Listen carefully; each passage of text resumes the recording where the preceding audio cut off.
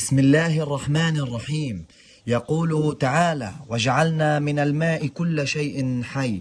صدق الله العظيم. اليوم الأحد الموافق 22 من سبتمبر لعام 2024.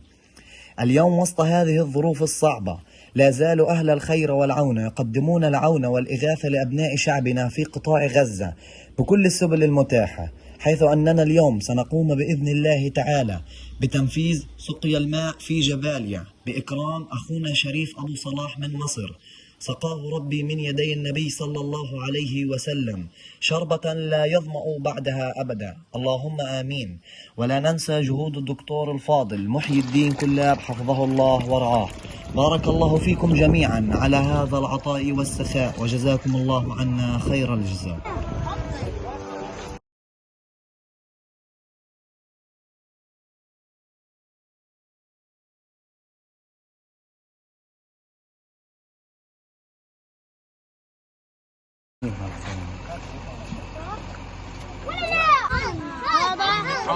بس